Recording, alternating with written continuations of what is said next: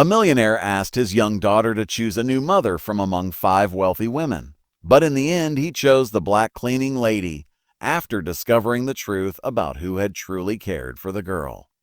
"This woman shouldn't even be in the same room as us," Victoria Ashworth whispered to the others, her eyes fixed on Kesha Williams as she quietly swept up shards of crystal from the marble floor of the Blackwood mansion. The glass had been knocked over during lunch by the very 5 socialites competing to become the new wife of widowed millionaire David Blackwood. Kesha, only 28, had been working at the mansion for 3 months. In that short time, she had transformed the life of 7-year-old Emma, who had lost her mother in a tragic car accident the previous year. What the candidates didn't realize was that every cruel remark, every look of disdain, every attempt to belittle Kesha was being closely watched by someone who knew far more than they could imagine. "Daddy, why are those women being mean to Kesha?" Emma had asked that very morning.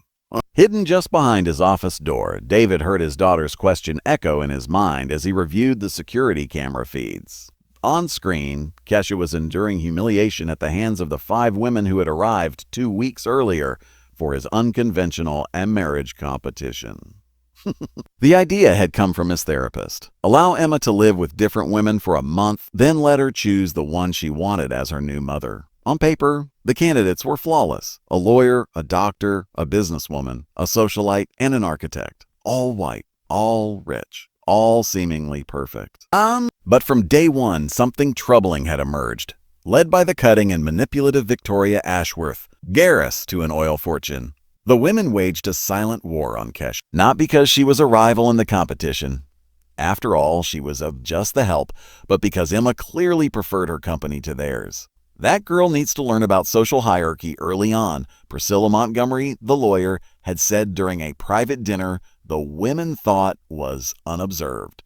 She must understand who the proper people are for her social class. What they didn't know was that David had installed microphones throughout the mansion after noticing unsettling changes in Emma's behavior. She had begun having nightmares again, along with anxiety attacks, problems that had faded when Kesha first arrived.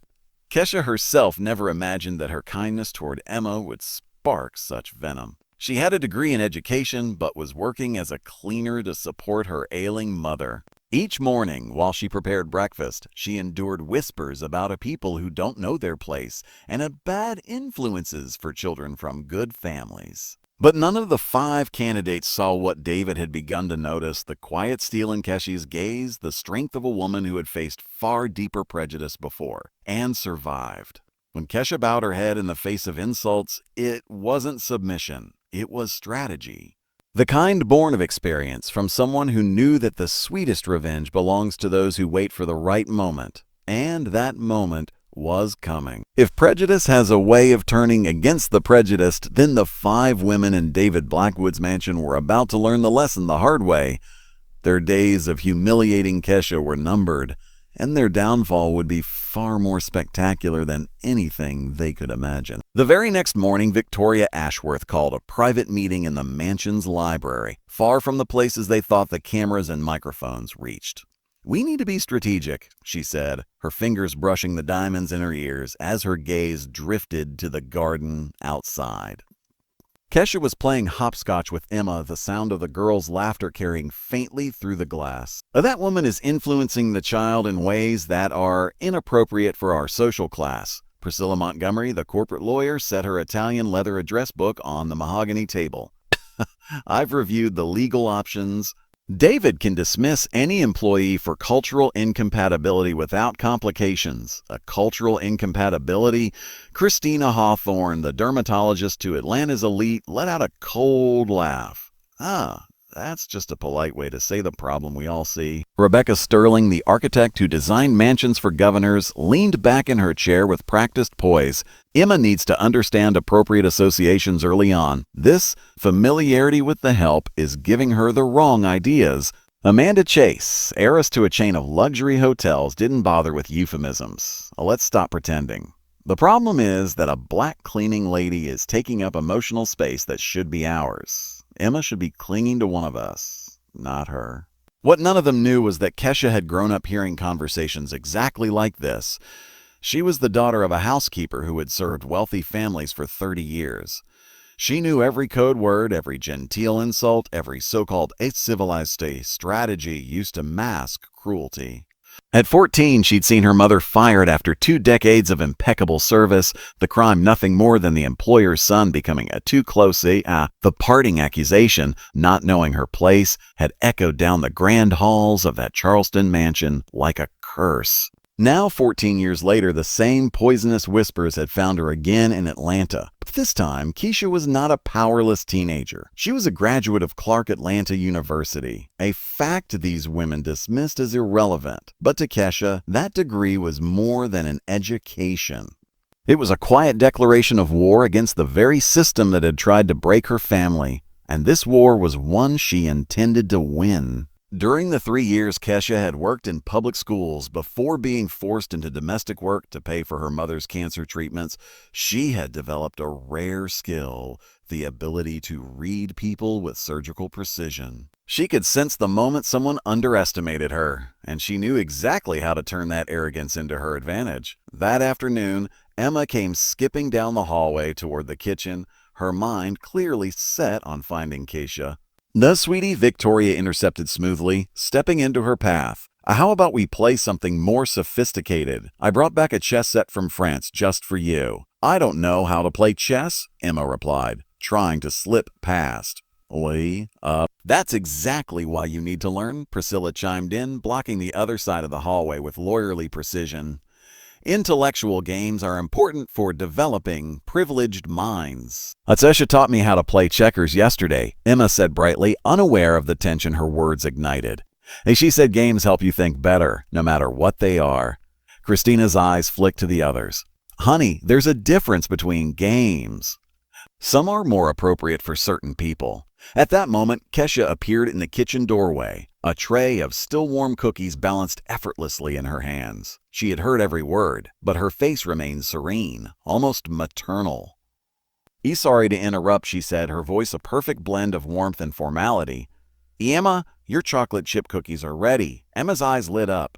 "Kesha, did you make the butterfly-shaped ones like you promised?" "I did, sweetie," Kesha said with a soft smile. "And I saved a few extra for after dinner." Victoria's jaw tightened. The ease, the unspoken affection between them, it was too natural, too genuine.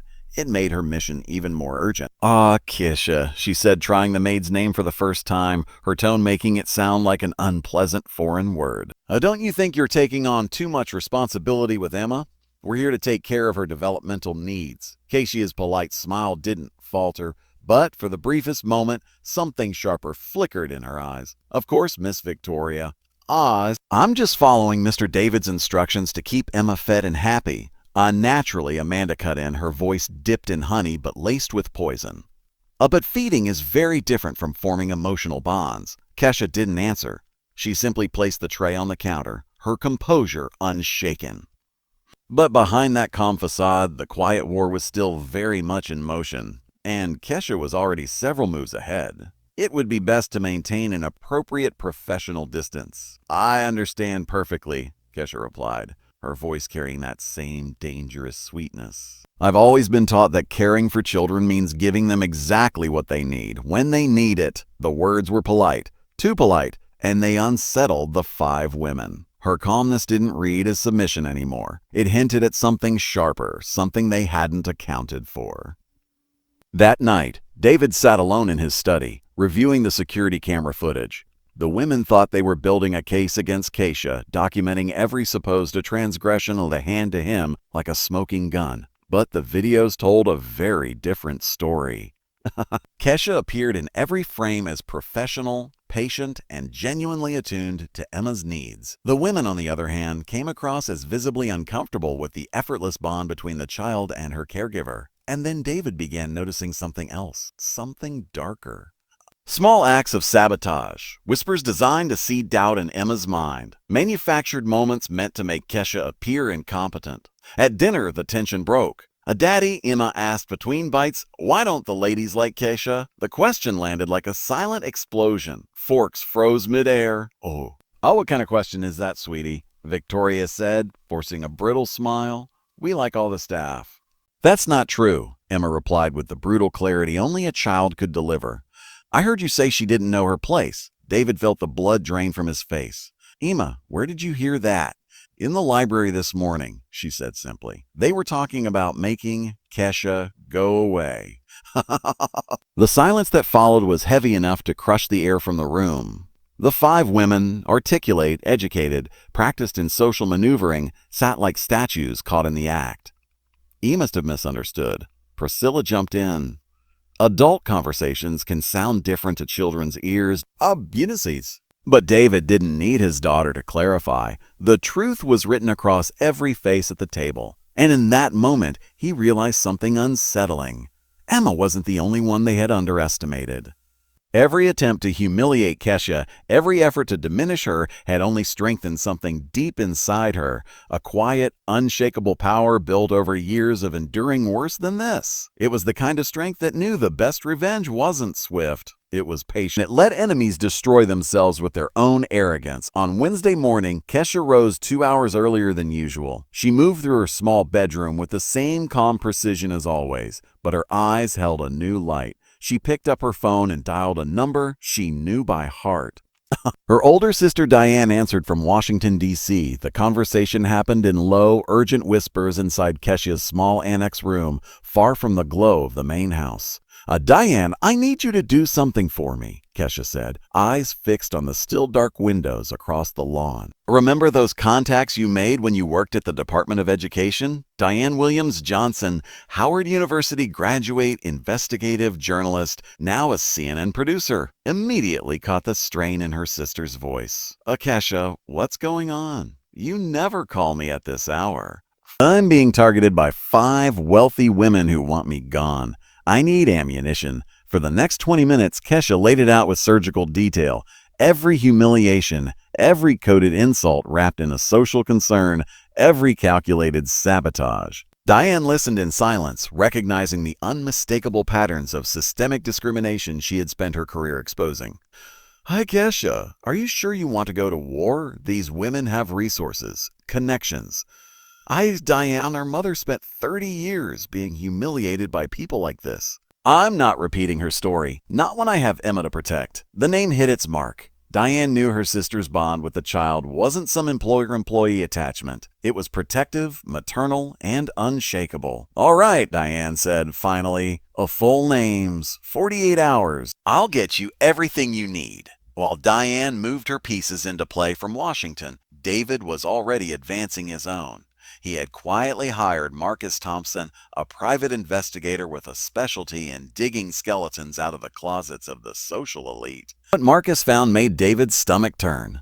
Victoria Ashworth, expelled from 2 charities for a financial irregularities, quietly buried by her family's influence. Priscilla Montgomery, multiple labor lawsuits alleging harassment and racial discrimination. Christina Hawthorne, medical license revoked in 2 states before she resurfaced in Georgia. Rebecca Sterling, investigated by the IRS for tax evasion. Amanda Chase, currently facing 3 lawsuits for running a racially hostile work environment in her hotel chain. Mr. Blackwood, Marcus said over an encrypted line, these women aren't just prejudiced, they're predators, and they know how to weaponize their status. Back at the mansion, the predators were already circling. Victoria had drawn up a strategy with all the precision of a boardroom takeover. We document every mistake, she instructed during a hushed morning meeting in Priscilla's bedroom. Every time she oversteps, every hint of emotional overattachment. With enough on record, David will have no choice but to let her go. 5 heads nodded in agreement, but not one of them noticed the small shadow of Emma's slippers in the hallway, or that the child's sharp little ears were already gathering her own evidence. Priscilla snapped open her laptop like a prosecutor revealing her star witness. I've drafted a full behavioral report, she announced, scrolling through a document laced with venom. Allegations of privacy violations, inappropriate influence over Emma, emotional manipulation of David. All lies, Christina said, leaning in with clinical approval. But well substantiated, and with my medical background, I can add concerns about potential psychological harm to the child. Rebecca and Amanda exchanged smug glances. The trap was elegant, methodical, and, so they thought, unassailable. No maid with no pedigree could defend herself against an orchestrated takedown executed in the polished language of power, but Kesha had seen this exact script before. In the public school system, she'd watched administrators use identical tactics to purge black educators who didn't conform to their culture.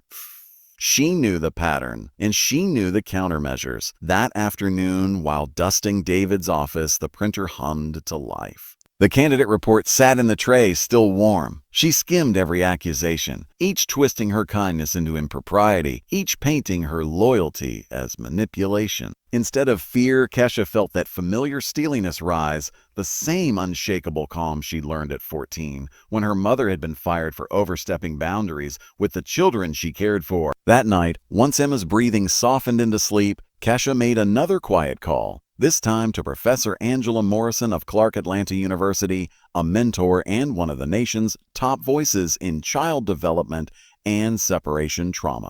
Professor Morrison, I need professional documentation of a child's emotional well-being in a highly delicate case, Kesha said, her voice low but steady. You want me to conduct an independent psychological evaluation? Exactly. And I need it airtight, indisputable in any court, in any hearing. For 40 minutes, Kesha outlined not just her defense, but an offensive maneuver that would weaponize the very academic credibility her attackers assumed she didn't have. The next day, David sat in his study, watching the security feed. The 5 women moved with coordinated cruelty. Emma's sobs echoed faintly through the speakers. Victoria stepped forward, teddy bear in hand, the well-worn gift from Emma's late mother. Emma, honey, we found your teddy bear, she said with theatrical concern. It was in the employee's room. Emma's eyes filled with hurt as she looked at Kesha. Keisha, why did you take my teddy bear? I didn't take it, sweetie, Kesha replied softly, her calm more heartbreaking than panic. Someone must have put him there by mistake. A mistake, Priscilla scoffed. Well, Emma, did you leave your teddy bear in the employee's room?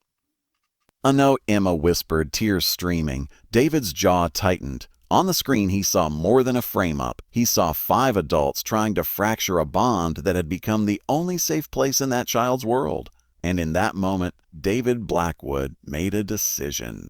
I always leave him on my bed, Emma said softly. Christina knelt down, her tone syrupy but laced with poison. Honey, sometimes people take things that aren't theirs. Not necessarily out of malice, sometimes out of envy, or the desire to have nice things. David, watching from his office feed, felt his stomach knot. And then it happened. Something extraordinary. Kesha didn't defend herself with frantic denials. She simply drew Emma into her arms, holding her close. My little one, she whispered, you know in your heart I would never take anything of yours. And people who truly love you would never try to confuse that heart. The dignity in her voice cut through the staged cruelty like a blade. Against the petty malice of the 5 women, Kesha's calm landed like an act of quiet defiance. David saw it clearly now. This wasn't just prejudice. It was an orchestrated psychological assault on both his employee and his daughter. That night, while the candidates toasted what they thought was their final victory, Kesha's phone buzzed. Sister, Diane's voice crackled through the line, you won't believe what I dug up on your friends. And it's all public record. They're a lot more vulnerable than they think. Across the mansion, David sat in his study, fists tight on the armrests. He had enough proof, enough motive, enough outrage. It was time to move from silent witness to active combatant. But first, he needed a private meeting with a woman he had underestimated. A woman about to discover she had allies more powerful than her enemies could imagine. The following Friday, David called a special meeting in the main conference room. He discreetly invited Dr. Angela Morrison, CNN Diane Williams-Johnson, and private investigator Marcus Thompson. The 5 candidates arrived, expecting an announcement of the Ladies, David began, his tone polite but razor-sharp. Before I share my decision, I'd like to present some interesting findings. Victoria smirked. Of course, David, we're eager to hear them. The screen flickered to life. A headline appeared. A CEO diverts charity funds for personal use. Beneath it, Victoria's smiling headshot. That's a lie, she snapped, color rushing to her cheeks. Is it? Diane stepped forward. Diane Williams-Johnson, CNN. I can personally confirm every word of that investigation. Click. Next slide. Priscilla Montgomery sued for racial discrimination by 3 former employees. David. This is out of context. Priscilla began. A context? Marcus Thompson's voice was cold steel. I'm a licensed private investigator. Every one of these cases is public record and verified. Click, click. The screen kept turning, each image another nail: Christina's medical ethics violations, Rebecca's fraud case, Amanda's expulsion from a prestigious nonprofit for harassment. By the time the last slide faded, the conference room was silent except for the low hum of the projector. David folded his hands. Now, ladies, shall we continue? Lawsuits for medical malpractice, tax evasion, creating a hostile work environment. David's voice was ice. You are all systemic predators. The room went still. I've also documented every single attack you've made against Kesha. He pressed a button. The speakers crackled, and then the women's own voices filled the air. Racist comments, plots for sabotage, the staged teddy bear incident with Emma. This is an invasion of privacy, Victoria shouted, her voice trembling. In my own home. David let out a cold laugh. Lay home where you plotted to destroy an innocent person. That's not privacy. That's evidence. Dr. Angela Morrison stepped forward, clipboard in hand. I evaluated Emma this week. She has formed a strong restorative bond with Kesha, one essential to her healing and emotional stability. The door opened. Emma was led in. She didn't hesitate. She ran straight into Kesha's arms. Oh, Kesha, you're not leaving, are you? Oh, no, sweetheart, Kesha murmured, holding her close. David's gaze swept over the 5 women. Kesha Williams has a degree in education from Clark Atlanta University. 3 specializations in child development. Oh, impeccable references. You assume she was just a cleaning lady because she's black. Victoria tried to recover. David, think of Emma's future. Think of your social standing. I'm thinking David cut in. Then he turned to Kesha. Kesha, will you marry me? The silence was electric. Kesha glanced down at Emma, then back at David. I will, Emma squealed. Now Kesha will be my real mom. Across the table, the 5 women stared in disbelief. Impossible, Christina whispered. You're marrying the maid? Victoria spat. I'm marrying the most honest woman I know, David replied evenly. The woman who truly loved my daughter while you plotted to destroy her, out of nothing but prejudice. Diane's camera rolled steadily. This will air Monday. Racist socialites exposed. The fall of 5 Ventureer reputations, careers, and social circles are finished, Marcus added, his tone final. We have everything documented. Irrefutable. Victoria tried to bolt for the door. One last thing, David said. I'm suing every one of you for conspiracy, slander, and attempted character assassination. My lawyers are already moving. The women left in a storm of flashing cameras. Journalist Diane had called in advance, snapping every expression of humiliation. Their phones were already blowing up with angry calls from clients, friends, and family who had seen the leaks flooding social media. Kesha stood tall, still holding Emma, her face calm and luminous. Thank you for believing in me, she said softly. David smiled, brushing a strand of hair from her face. Thank you for showing me what truly matters. He kissed her. Gently, but with the weight of a new beginning. And while 5 women watched their worlds crumble, a new family was born. Built on true love, mutual respect, and the ultimate victory of dignity over prejudice, David and Kesha's life together became a living example of the greatest revenge. Simply living well, while those who once tried to destroy you watch their own masks fall, revealing the truth behind their polished lies. 2 years later, Diane's explosive expose had become a case study on racial discrimination, taught in journalism schools across the country. The 5 women suffered permanent consequences. Victoria Ashworth lost her family inheritance when her charitable embezzlement was exposed. Now she works as a department store sales clerk, regularly recognized by customers who still remember the scandal. Priscilla Montgomery was fired from her law firm and had her license suspended. Rebecca Sterling went bankrupt after every major client abandoned her. Christina Hawthorne moved out of state after her clinic closed for good. Amanda Chase was forced to sell her hotel chain to pay workers' compensation claims. Meanwhile, Keisha's life bloomed. David had insisted she finish her master's degree in special education, and she now directed a thriving foundation that funded scholarships for underprivileged children to study music and the arts. Arts. Look what I learned on the piano today.